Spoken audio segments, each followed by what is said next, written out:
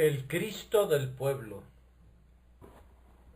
He enaltecido a un escogido de mi pueblo. Salmo 89, 19. No me cabe ninguna duda que originalmente estas palabras se referían a David. Él fue un escogido de su pueblo. Su linaje era respetable, pero no ilustre. Su familia era santa, pero no exaltada. Los nombres de Isaí, Obed, Boaz y Ruth no evocaban recuerdos de realeza, ni motivaban pensamientos de antigua nobleza o de una gloriosa genealogía.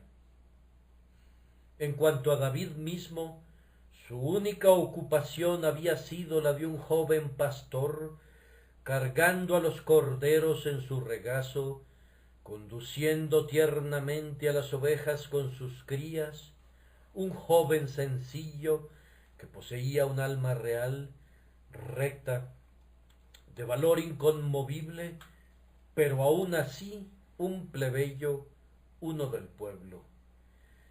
Pero esto no lo descalificaba para la corona de Judá. A los ojos de Dios, la procedencia de este joven héroe no era ninguna barrera para elevarlo al trono de la nación santa, como tampoco el más orgulloso admirador de castas y linajes se habría atrevido a insinuar siquiera alguna palabra en contra del valor, sabiduría, justicia del gobierno de este monarca del pueblo. No creemos que Israel o Judá hayan tenido jamás un gobernante mejor que David, y nos atrevemos a afirmar que el reino de uno escogido de mi pueblo eclipsó en gloria a los reinos de emperadores de alcurnia y de príncipes en cuyas venas corría la sangre de varios reyes. Sí, más aún, afirmamos que la humildad de su nacimiento y de su educación, lejos de hacerlo incompetente para gobernar, le dieron en una buena medida mejor preparación para su trabajo y mayor capacidad para desempeñar sus tremendos deberes. Él pudo legislar para los muchos, porque era uno de ellos. Él pudo gobernar al pueblo como el pueblo debía ser gobernado, porque era hueso de sus huesos y carne de su carne, su amigo, su hermano, así como su rey. Sin embargo, en este sermón no vamos a hablar de David, sino del Señor Jesucristo, pues David, como lo refiere el texto, es un eminente tipo de Jesucristo, nuestro Señor y Salvador, quien fue escogido de su pueblo. Jesús es el de quien su Padre puede decir: he enaltecido a un escogido de mi pueblo. Antes de entrar en la ilustración de esta verdad, quiero hacer una declaración para evitar todas las objeciones relacionadas a la doctrina de mi sermón. Nuestro Salvador Jesucristo, digo yo, fue escogido de su pueblo, pero sólo en cuanto a su naturaleza humana se refiere. Como Dios verdadero de Dios verdadero, Él no fue escogido de su pueblo, pues no había nadie excepto Él. Él era el unigénito del Padre, engendrado del Padre antes de la creación del mundo. Él era igual a Dios y eterno. Consecuentemente, cuando hablamos de Jesucristo como escogido de su pueblo, debemos hablar de Él como hombre. Se nos olvida con mucha frecuencia, pienso yo, la verdadera humanidad de nuestro Redentor, porque era un hombre en todos los sentidos y para todos los efectos, y me gozo al cantar: hubo un hombre de verdad, que un día murió en el Calvario. Jesús no era hombre y Dios en una mezcla. Sus dos naturalezas no sufrieron confusión. Él era Dios verdadero sin ninguna disminución de su esencia ni de sus atributos, y Él era igualmente, verdaderamente y ciertamente un hombre. Es como hombre que hablo de Jesús esta mañana. Mi corazón se alegra cuando puedo apreciar el lado humano de ese glorioso milagro de la encarnación y tratar con Jesucristo como mi hermano, habitando en la misma mortalidad, luchando contra las mismas enfermedades y dolores, compañero en el camino de la vida y por unos instantes compañero durmiente en la fría cámara de la muerte. El texto menciona tres cosas. La primera, su extracción. Cristo era uno del pueblo. La segunda, su elección. Él fue escogido de su pueblo. La tercera, la exaltación de Cristo. Él fue exaltado. Pueden ver que he escogido tres palabras que comienzan con la letra E para facilitar que las recuerden mejor: extracción, elección y exaltación. Vamos a comenzar con la extracción de nuestro Salvador. Hemos tenido muchas quejas en esta semana y durante las últimas semanas en los periódicos con respecto a las familias. Somos gobernados, y de acuerdo con la firme creencia de la gran mayoría de nosotros, muy mal gobernados por ciertas familias aristocráticas. No somos gobernados por hombres escogidos del pueblo como debería ser. Y ese es un error fundamental en nuestro gobierno, que nuestros gobernantes, aun siendo elegidos por nosotros, difícilmente podrían algún día ser elegidos de entre nosotros.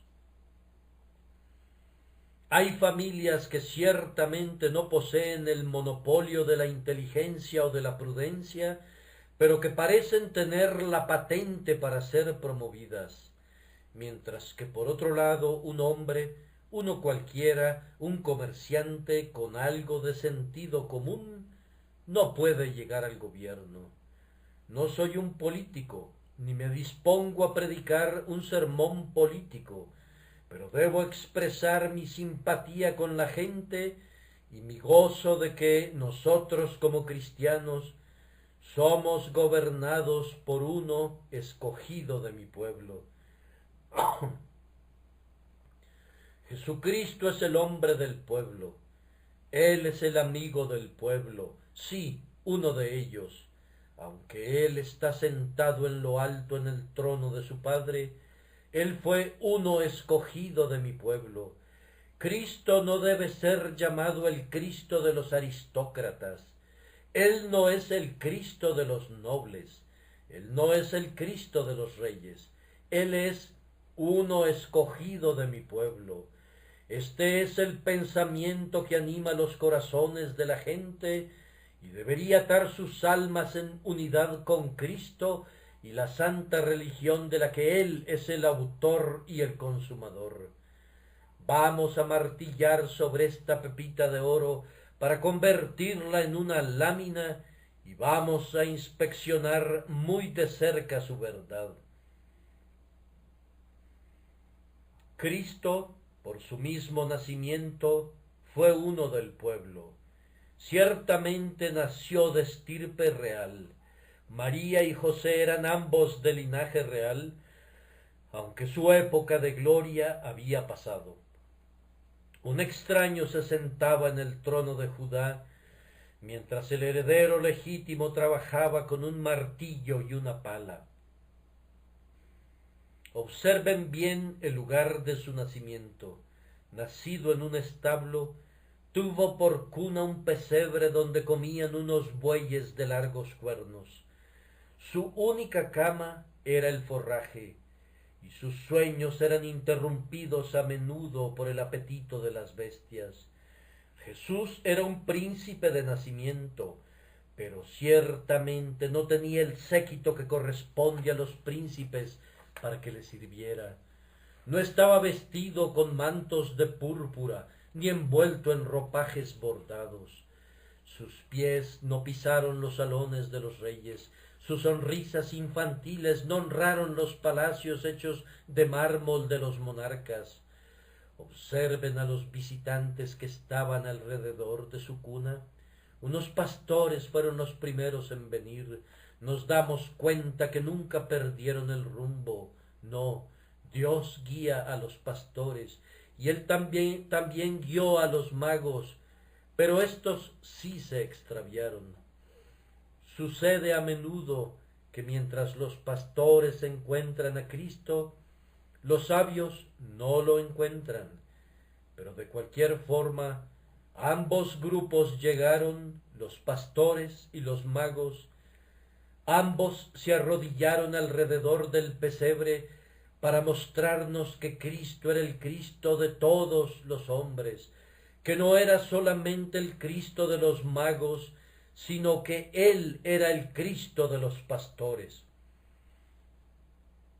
Ellos nos mostraron que Él no era solamente el Salvador de los pastores campesinos, sino también el Salvador de los hombres educados, pues nadie es excluido, pues sino aquellos que se excluyen a sí mismos.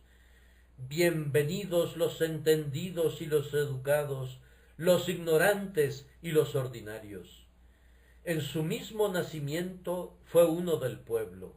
No nació en una ciudad populosa, sino en el oscuro pueblo de Belén, la casa del pan.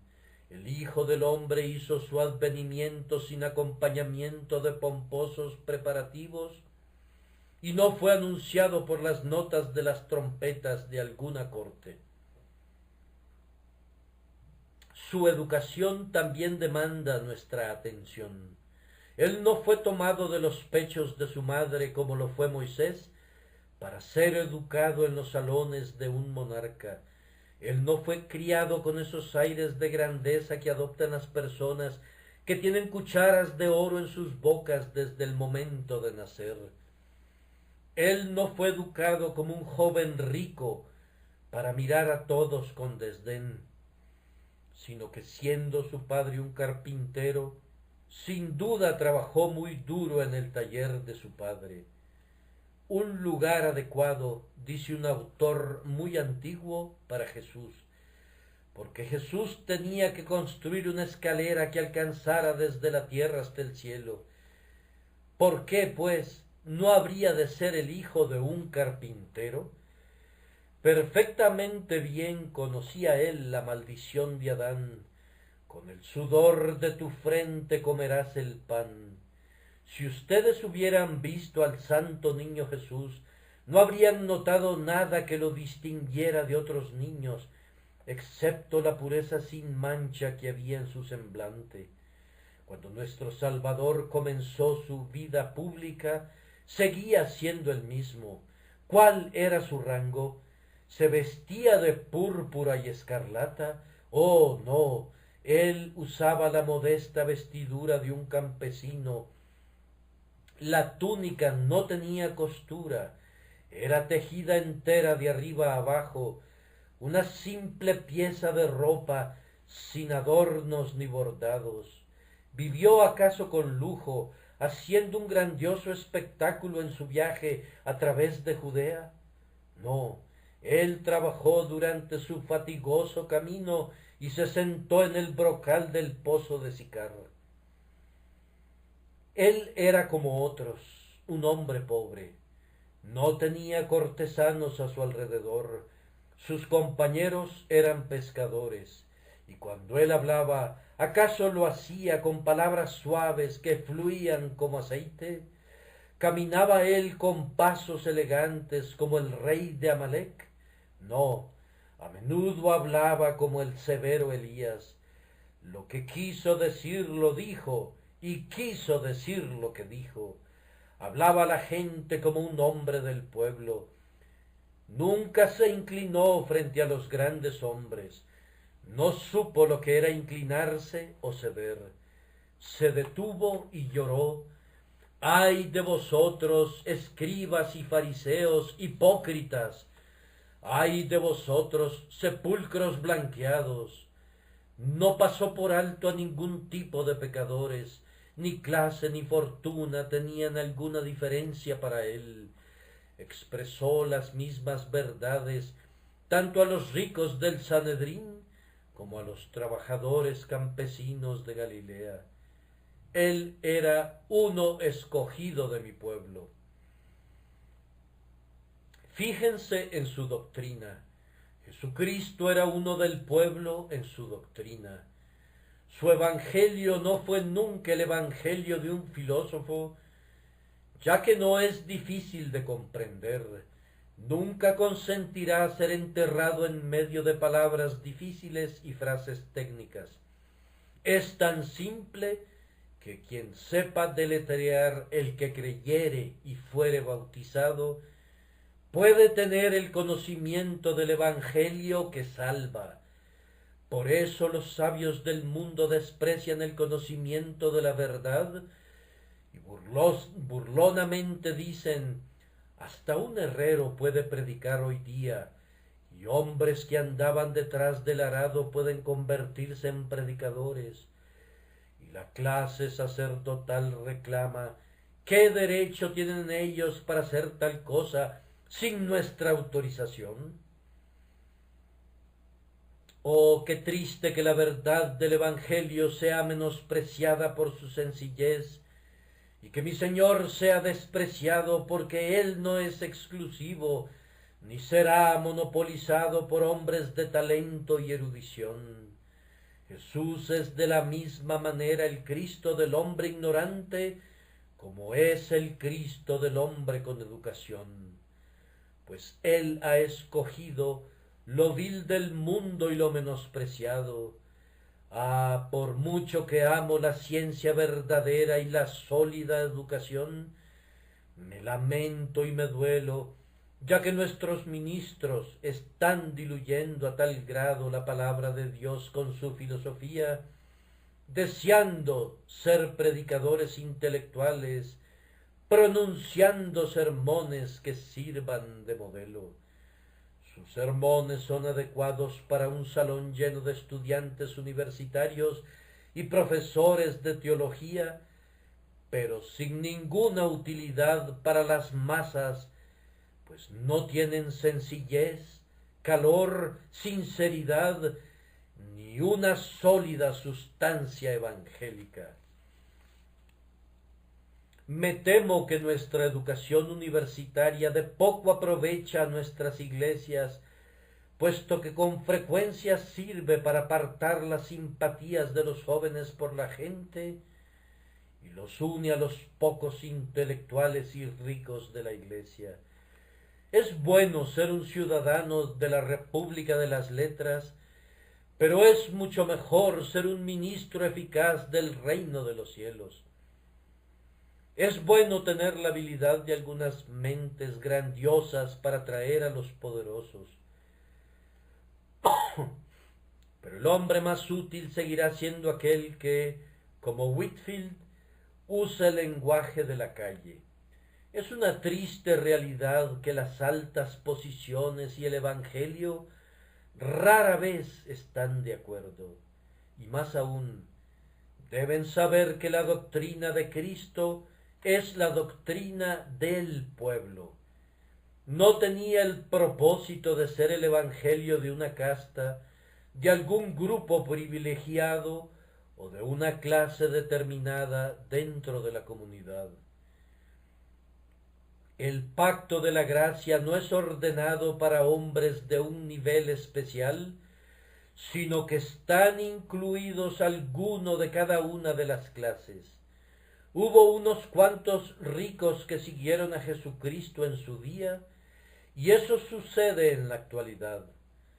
María, Marta y Lázaro eran ricos, y también la esposa del mayordomo de Herodes, con algunos otros de la nobleza. Estos, sin embargo, no eran más que unos cuantos. Su congregación estaba formada por las clases más bajas, las masas, el pueblo. La gran multitud le escuchaba con gusto, y su doctrina no daba lugar a distinciones, sino que colocaba a todos los hombres como pecadores por naturaleza en una igualdad a los ojos de Dios. Uno es su Padre, uno solo es vuestro Maestro, y todos vosotros sois hermanos. Estas fueron palabras que él enseñó a sus discípulos mientras vivió en la tierra.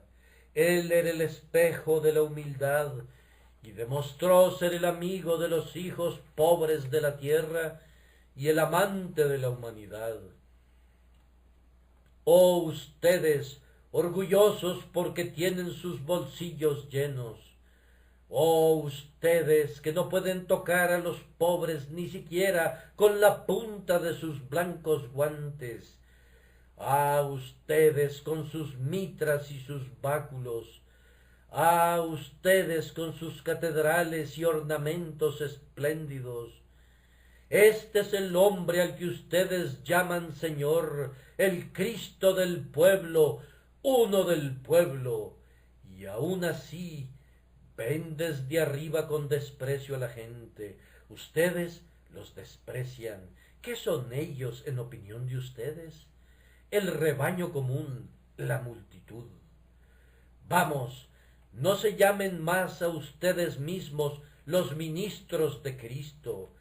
¿Cómo pueden serlo a menos que, descendiendo de su pompa y dignidad, vengan en medio de los pobres para visitarlos?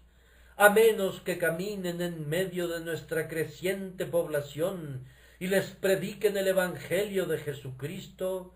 ¿Acaso creemos que ustedes son los descendientes de los pescadores? Ah, no, hasta que se despojen de su grandeza y como los pescadores salgan como gente del pueblo y prediquen al pueblo, hablen a la gente en vez de quedarse en sus espléndidos asientos, haciéndose ricos a costa de sus privilegios. Los ministros de Cristo deberían ser los amigos de la humanidad en general, recordando que su Señor fue el Cristo del pueblo. Regocíjense, oh, regocíjense, ustedes todas las multitudes, anímense, gócense, porque Cristo era uno del pueblo. Nuestro segundo punto era la elección. Dios dice, he enaltecido a uno escogido de mi pueblo. Jesucristo fue elegido, escogido. De un modo u otro, esa fea doctrina de la elección saldrá a relucir. Oh, hay quienes al momento de escuchar esa palabra elección se llevarán las manos a su frente, murmurando, esperaré a que termine esa frase, quizá haya algo más adelante que sí me guste. Otros dirán, no volveré a ese lugar, ese hombre es un hipercalvinista. Pero el hombre no es un hipercalvinista, el hombre dijo lo que estaba escrito en su Biblia y nada más. Es un cristiano, y no tienen ustedes derecho de llamarlo por ninguno de esos apodos. Si es que es un apodo, pues no nos avergonzamos nunca, y no nos importa cómo nos llamen. Aquí está uno escogido de mi pueblo. Pero ¿qué significa eso, sino que Jesucristo es elegido? A quienes no les gusta creer que los herederos del cielo han sido elegidos, no pueden negar la verdad proclamada en este versículo, que Jesucristo es elegido, que su Padre lo escogió a él y lo escogió de su pueblo. Como hombre fue escogido de su pueblo para ser el Salvador del pueblo y el Cristo del pueblo. Y ahora juntemos nuestros pensamientos y tratemos de descubrir la sabiduría trascendental de la elección de Dios. La elección no es una cosa ciega. Dios escoge soberanamente, pero Él siempre escoge inteligentemente. Siempre hay una razón secreta para su elección de un individuo en particular, aunque ese motivo no radica en nosotros o en nuestros propios méritos, pero siempre hay una causa secreta mucho más remota que las obras de la criatura. Es alguna poderosa razón desconocida para todos, excepto para Él. En el caso de Jesús, los motivos son evidentes, y sin pretender entrar a la sala del consejo de Jehová, podemos descubrirlos. Primero, vemos que la justicia es por ello totalmente satisfecha por la elección de uno del pueblo. Supongamos que Dios hubiera escogido a un ángel para que hiciera satisfacción por nuestros pecados. Imaginen que un ángel fuese capaz de aguantar todo el sufrimiento y la agonía que eran requeridos para nuestra expiación. Aun así, después de que el ángel hubiera hecho todo eso, la justicia nunca hubiera sido satisfecha por la sencilla razón de que la ley dice: el alma que pecare, esa morirá. Ahora, el hombre es el que peca, por consiguiente, el hombre es quien debe morir. La justicia requería que así como por un hombre entró la muerte al mundo, asimismo por un hombre debía venir la resurrección y la vida. La ley exigía que como el hombre era el pecador, el hombre debía ser la víctima. Del mismo modo que en Adán todos morimos, asimismo en otro Adán debíamos ser todos resucitados. Consecuentemente, fue necesario que Jesucristo fuera elegido del pueblo, pues si aquel ángel resplandeciente junto al trono, el notable Gabriel, dejando a un lado sus esplendores, hubiera descendido a nuestra tierra y soportando el dolor y sufriendo agonía, hubiera traspasado el umbral de la muerte, abandonando una existencia miserable, sumida en extremo dolor. Después de todo eso, no habría satisfecho la justicia inflexible, porque está dicho: un hombre debe morir. De otra manera, la sentencia no se ha ejecutado. Pero hay otra razón por la que Jesucristo fue escogido de su pueblo. Es que toda la raza recibe honor. ¿Saben ustedes que yo no quisiera ser un ángel, aun si el propio Gabriel me lo pidiera? Yo perdería mucho con ese intercambio y él ganaría mucho. Aunque soy pobre, débil e indigno, aun así soy un hombre, y hay una dignidad relativa a la humanidad, una dignidad que se perdió un día en el jardín de la caída, pero que fue recuperada en el jardín de la resurrección. Es un hecho que un hombre es superior a un ángel, que en el cielo la humanidad está más cerca del trono que los ángeles. Ustedes pueden leer en el libro de Apocalipsis que los 24 ancianos estaban alrededor del trono y en el círculo exterior estaban los ángeles. Los ancianos, que son representativos de toda la Iglesia, fueron honrados con una mayor cercanía a Dios que los espíritus ministradores. El hombre elegido, es el ser más grande del universo, excepto Dios. El hombre está sentado allá arriba, miren, a la diestra de Dios, radiante de gloria, allí está sentado un hombre. Pregúntenme quién gobierna la providencia y dirige su tremendamente misteriosa maquinaria. Y yo les digo, es un hombre, el hombre Jesucristo. Pregúntenme quién ha atado los ríos en cadenas de hielo durante los últimos meses, liberándolos luego de los grilletes del invierno. Yo les digo que un hombre lo ha hecho, Cristo. Pregúntenme quién vendrá a juzgar a la tierra en justicia, y yo les digo que un hombre real y verdadero, sostendrá la balanza del juicio y llamará a todas las naciones a su alrededor. ¿Y quién es el canal de la gracia? ¿Quién es el emporio de toda la misericordia del Padre? ¿Quién es el que recoge todo el amor del pacto? Yo respondo que un hombre, el hombre Jesucristo. Y Cristo, siendo un hombre, te ha exaltado a ti y me ha exaltado a mí y nos ha puesto en los lugares más elevados. Él nos hizo en el principio un poco menores que los ángeles y ahora, a pesar de nuestra caída en Adán, nos ha coronado a sus elegidos con gloria y honor, y nos hizo sentar en los lugares celestiales en Cristo Jesús, para mostrar en las edades venideras las superabundantes riquezas de su gracia por su bondad hacia nosotros en Cristo Jesús. Pero, hermanos míos, contemplemos con una mirada más dulce que esa.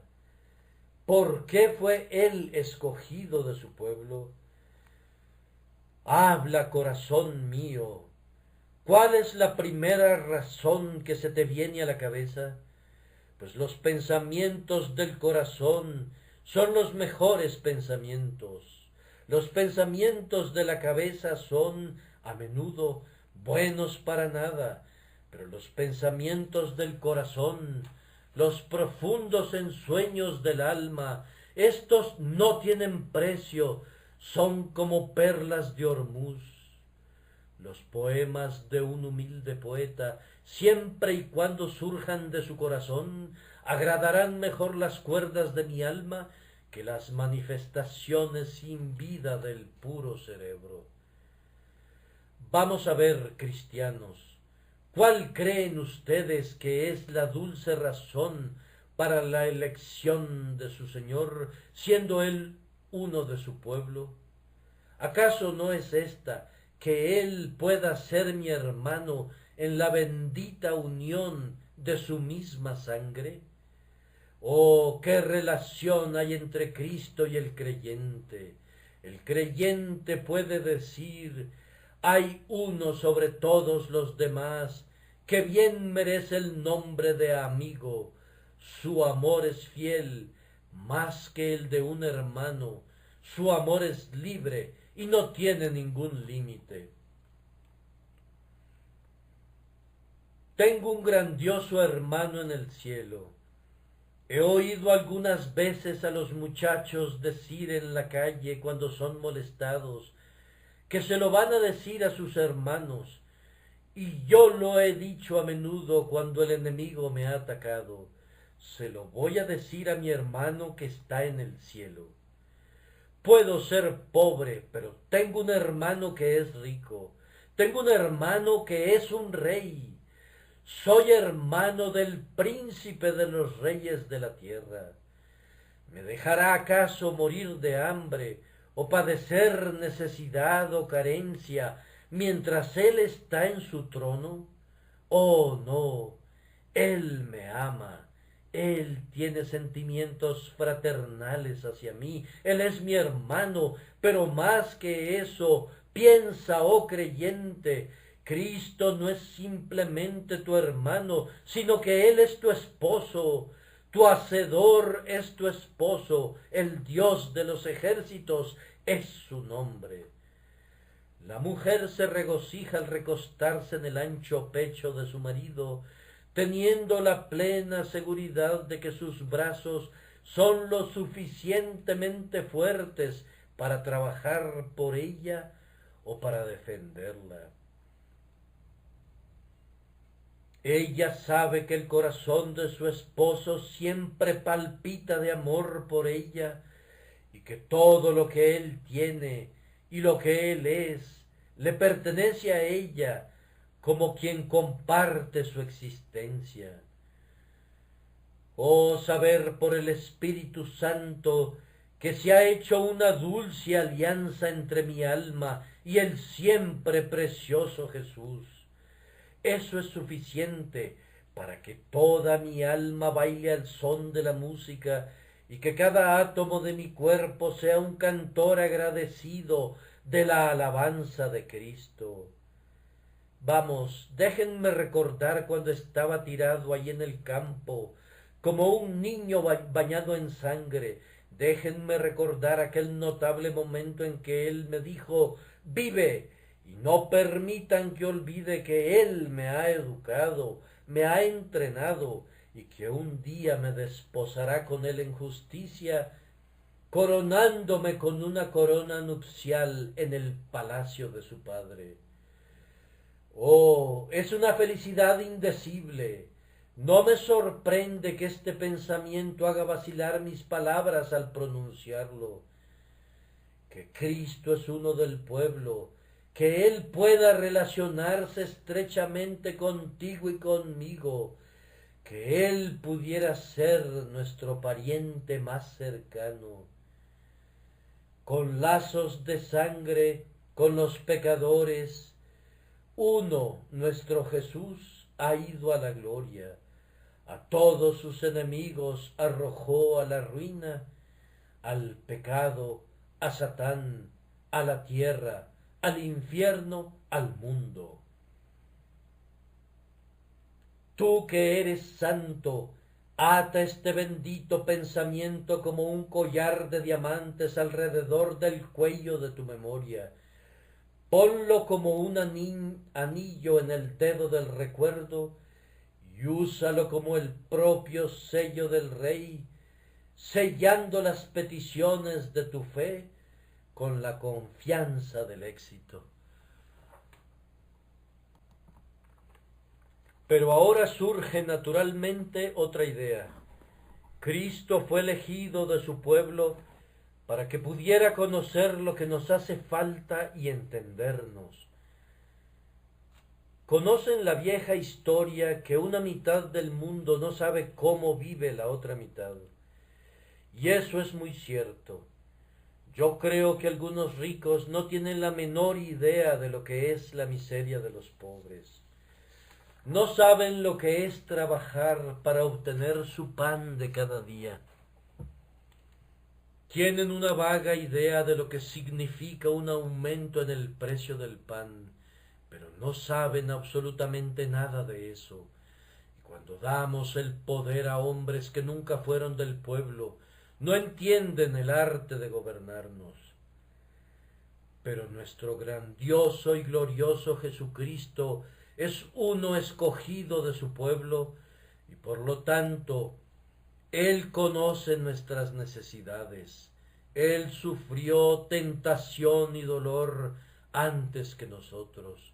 Padeció enfermedad, porque cuando colgaba de la cruz, lo abrasador de ese ardiente sol trajo sobre él una fiebre que lo quemaba. Cansancio, él lo ha sufrido, porque estaba cansado cuando se sentó en el pozo. Pobreza, él la conoce, porque algunas veces no tuvo pan para comer, excepto ese pan del que el mundo no sabe nada.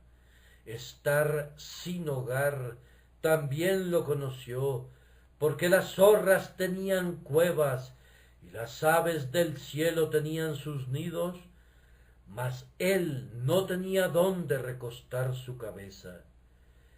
Mi hermano en Cristo, no hay lugar al que puedas ir donde Cristo no haya ido antes que tú, con la única excepción de los lugares pecaminosos.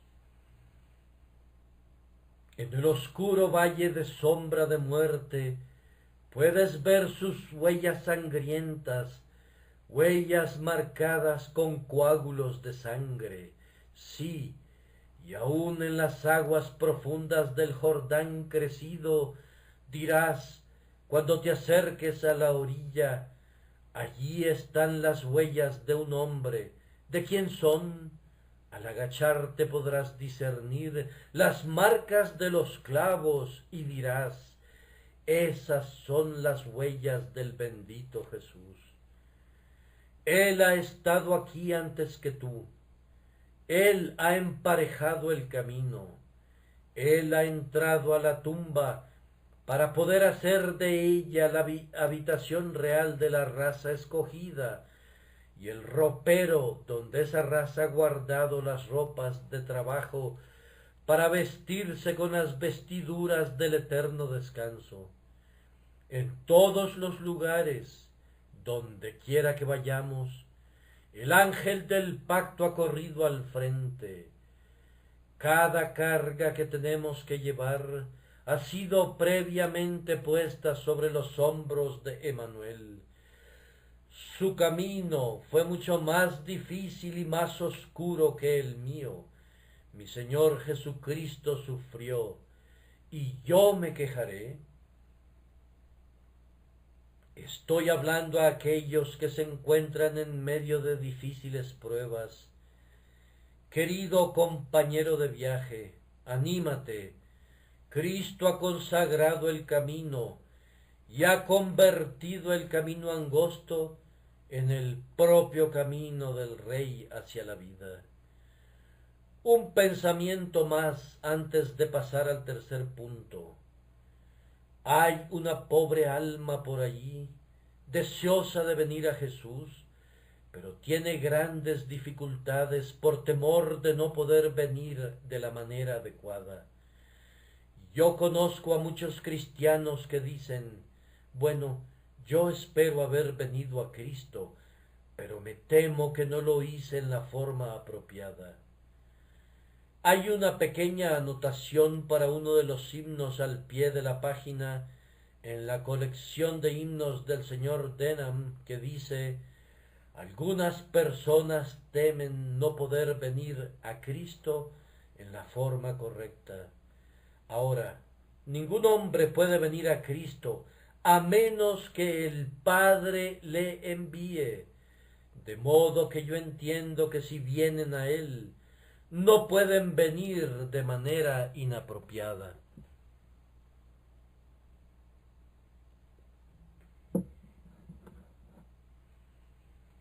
De la misma manera entiendo que si los hombres vienen a Cristo, deben venir de la manera apropiada. Este es un pensamiento para ti, pobre pecador, que te aproximas. ¿Por qué temes venir? Oh, dirás, soy tan gran pecador que Cristo no tendrá misericordia de mí. Oh, tú no conoces a mi bendito Señor. Su amor es más grande de lo que te imaginas. En otro tiempo yo era tan malvado como para pensar eso mismo, pero me he dado cuenta que es 10,000 veces más amable de lo que creía. Te digo, Él tiene tanto amor, tanta gracia, tanta amabilidad, que no hubo nunca alguien que fuera ni la mitad de bueno de lo que Él es. Es más amable de lo que puedas pensar alguna vez. Su amor es más grande que tus temores, y sus méritos prevalecen sobre tus pecados. Pero aún dices, temo no venir a Él correctamente, pienso que no voy a poder usar palabras aceptables. Te diré la razón de eso, porque no recuerdas que Cristo fue tomado del pueblo. Si su Majestad la Reina de Inglaterra me llamara a su presencia mañana por la mañana, me atrevo a decir que tendría mucha ansiedad acerca de la clase de ropa que debería usar y cómo debería entrar y cómo debería observar la etiqueta de la corte, etc. pero si uno de mis amigos aquí presente me invitara, yo iría tal como estoy para verlo, porque él es uno de nosotros y me agrada. Alguno de ustedes dice, ¿cómo puedo ir a Cristo? ¿Qué debo decir? ¿Qué palabras debo usar? Si fueras a ver a alguien superior a ti, entonces podrías preguntarte eso. Pero él es uno del pueblo. Ve a él tal como eres, pobre pecador, simplemente en tu miseria y en tu inmundicia, en toda tu maldad, simplemente como eres. Oh pecador, que estás acosado por tu conciencia, ven a Jesús. Él es uno del pueblo. Si el Espíritu te ha dado convicción de pecado, no estudies la manera de venir. Ven de cualquier modo. Ven con un gemido, ven con un suspiro, ven con una lágrima. De cualquier manera que vengas, si tan solo vienes, eso será suficiente, porque Él es uno del pueblo. El espíritu y la esposa dicen, ven. El que oye diga, ven. En estos momentos no puedo dejar de darles una ilustración. He oído que en los desiertos, cuando las caravanas necesitan agua y temen no encontrar ninguna, acostumbran enviar un camello con su jinete a cierta distancia por delante, a cierta distancia otro más, y a un intervalo más corto a otro. Tan pronto el primer hombre encuentra el agua, antes de inclinarse para beber, grita fuertemente, vengan. El que le sigue, oyendo la voz, repite la palabra, vengan, mientras el que viene más cerca grita a su vez, vengan, hasta que el desierto entero hace eco con las palabras, vengan. Así, en ese versículo, el espíritu y la esposa dicen antes que nada, ven. Después, el que oye diga, ven. El que tiene sed, venga. El que quiere, tome del agua de vida gratuitamente. Con esa ilustración dejo nuestro examen de las razones para la elección de Jesucristo. Y ahora concluyo con su exaltación. He enaltecido a uno escogido de mi pueblo. Ustedes recordarán mientras hablo de esta exaltación, que es realmente la exaltación de todos los elegidos en la persona de Jesucristo, porque todo lo que Cristo es y todo lo que Cristo tiene es mío. Si soy un creyente, todo lo que Él es en su persona exaltada, eso soy yo, porque se me ha llevado a sentarme junto a Cristo en los lugares celestiales. Primero, queridos amigos, fue suficiente exaltación para el cuerpo de Cristo ser exaltado en su unión con la divinidad. Eso es un honor que ninguno de nosotros puede recibir jamás. Nosotros nunca podemos esperar tener este cuerpo unido con Dios. No puede ser. Una vez ocurrió esta encarnación y no más que una sola vez. De ningún otro hombre puede decirse, Él era uno con el Padre y el Padre era uno con Él. De ningún otro hombre se dirá que la deidad habitó en él y que Dios era manifiesto en su carne, visto por los ángeles, justificado por el Espíritu y elevado al cielo. Además, Cristo fue exaltado por su resurrección. Oh, cómo me habría gustado deslizarme en la tumba de nuestro Salvador. Supongo que era una cámara grande. Adentro había un enorme sarcófago de mármol y muy probablemente una tapa pesada descansaba sobre él. A continuación, fuera de la puerta estaba una pesada roca y unos guardias vigilaban la entrada.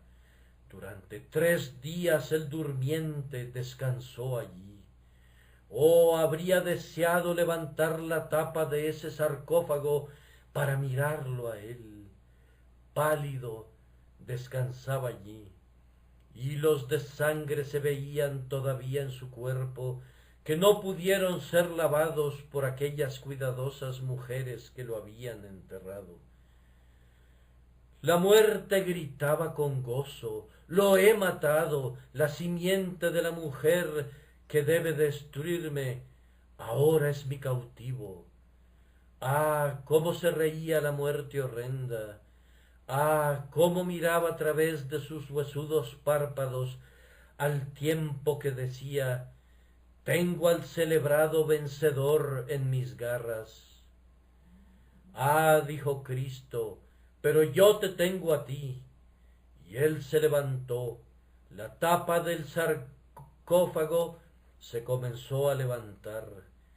Y él, que tiene las llaves de la muerte y del infierno, capturó a la muerte, hizo polvo sus miembros de hierro, y estrelló ese polvo contra el suelo y dijo: oh muerte, yo seré tu plaga; oh infierno, yo seré tu destrucción. Salió del sepulcro y los guardias a su vez huyeron. Asombrosamente glorioso, radiante de luz, refulgente con su divinidad, se paró frente a ellos. Entonces Cristo fue exaltado en su resurrección.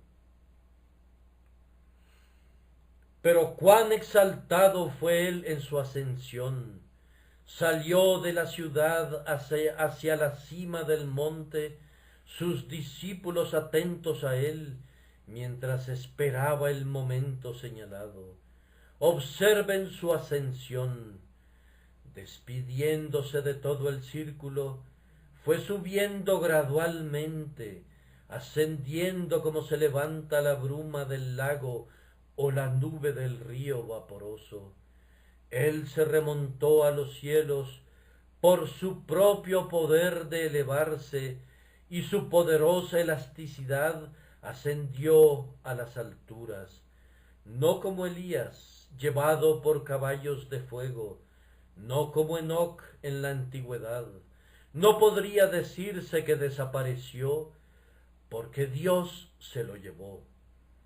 Él ascendió por sí mismo, y conforme subía, me imagino a los ángeles que contemplaban desde las murallas del cielo y exclamaban: vean, viene el héroe conquistador. A medida que se acercaba más, gritaban de nuevo: vean, viene el héroe conquistador. Así su jornada por las llanuras del espacio se completaba. Se acerca a las puertas del cielo. Los ángeles atentos exclaman: levantad, oh puertas, vuestras cabezas; levantaos, oh puertas eternas. Las huestes gloriosas apenas se preguntan: ¿quién es este Rey de gloria? Cuando de millares de lenguas corre un océano de armonía, tocando a las puertas de perlas con poderosas olas de música y abriéndolas de golpe. Jehová, el fuerte y poderoso, Jehová, el poderoso en la batalla. He aquí las barreras de los cielos han sido abiertas de par en par, y los querubines están apresurando a recibir a su monarca. Trajeron su carruaje de lo lejos para llevarlo a él a su trono. Batieron sus alas triunfantes y dijeron: la obra del Salvador está hecha. Miren, él marcha por las calles. Vean cómo los reinos y potestades caen delante de él. Se colocan coronas a sus pies, y su padre dice: bien hecho, hijo mío, bien hecho. mientras el cielo hace eco con el grito de bien hecho, sube a ese elevado trono, al lado de la paternal deidad. He enaltecido a uno escogido de mi pueblo. La última exaltación de Cristo que voy a mencionar es aquella que ha de venir cuando Él se siente en el trono de su padre David y juzgue a todas las naciones. Observarán que he omitido la exaltación que Cristo ha de tener como Rey de este mundo durante el milenio. No profeso entenderlo y por lo tanto lo voy a dejar de lado. Pero yo creo que Jesucristo ha de venir sobre el trono del juicio y todas las naciones serán reunidas delante de Él. Él separará a los unos de los otros, como cuando el pastor separa las ovejas de los cabritos. Pecador, tú crees que hay un juicio. Tú sabes que la cizaña y el trigo no siempre pueden crecer juntos, que las ovejas y las cabras no siempre van a compartir el alimento. Pero ¿sabes algo de ese hombre que va a juzgarte? ¿Acaso sabes que quien va a juzgarte es un hombre? Digo un hombre, el hombre que una vez fue despreciado y rechazado. El Señor vendrá, pero no de la misma manera, en humillación como vino una vez, un hombre humilde frente a sus enemigos, un hombre fatigado y lleno de dolores. Ah, no, habrá un arco iris alrededor de su cabeza, sostendrá el sol en su diestra como una señal de su gobierno, pondrá la luna y a las estrellas bajo sus pies, como el polvo del pedestal de su trono, que será de sólidas nubes de luz. Los libros serán abiertos, esos enormes libros que contienen las obras de los vivos y de los muertos. Ah, cómo se sentará triunfante sobre todos sus enemigos el despreciado Nazareno. No habrá más insultos, ni escarnios, ni burlas, sino un horrible llanto de miseria. Escondednos del rostro del que está sentado sobre el trono. Oh ustedes, mis oyentes, que ven ahora con desprecio a Jesús y su cruz, yo tiemblo por ustedes. Oh, más fiero que un león sobre su presa es el amor provocado a ira. Oh despreciadores, les advierto sobre aquel día en que el plácido rostro del varón de dolores esté tejido con enojo, cuando los ojos que una vez fueron humedecidos con las gotas de rocío de la compasión arrojen relámpagos sobre sus enemigos, y las manos que una vez fueron clavadas a la cruz para nuestra redención empuñen el rayo para la condenación de ustedes, mientras la boca que una vez dijo, venid a mí todos los que estáis fatigados, pronunciará con palabras más fuertes y más terribles que la voz del trueno, apartaos de mí, malditos, pecadores. Ustedes podrán pensar que es una cosa sin mayor importancia pecar contra el hombre de Nazaret, pero se van a dar cuenta que haciendo eso han ofendido al hombre que juzgará a la tierra en justicia, y por su rebelión sufrirán olas de tormento en el océano eterno de su ira. Que Dios los libre de esa condenación, pero les estoy advirtiendo de ello. Todos ustedes han leído la historia de aquella dama que en el día de su boda subió las escaleras y viendo un antiguo ropero, con ánimo de diversión y travesura, se metió dentro, pensando en esconderse allí por una hora para que sus amigos la buscaran. Pero había una cerradura ahí oculta, y al cerrarse la dejó encerrada para siempre. Nadie la pudo encontrar sino después de transcurridos muchos años. Cuando un día estaban moviendo ese viejo ropero, encontraron los huesos de un esqueleto con un anillo de brillantes por aquí y otros adornos por allá. Ella había entrado allí por diversión y alegría, pero fue encerrada para siempre. Jóvenes hermanos y hermanas, cuídense de no ser encerrados para siempre por sus pecados. Una copa jovial, eso es todo. Un juego momentáneo, pensó ella, pero hay una cerradura secreta que está al acecho. Una sola visita a esa casa de mala reputación, un pequeño desvío del camino recto, eso es todo. Oh, pecador, eso es todo. Pero ¿sabes lo que es todo eso? Estar preso para siempre. Oh, si ustedes escaparan de esto, si me oyeran, mientras, porque solo me queda un momento, les hablo otra vez del hombre que fue escogido de mi pueblo.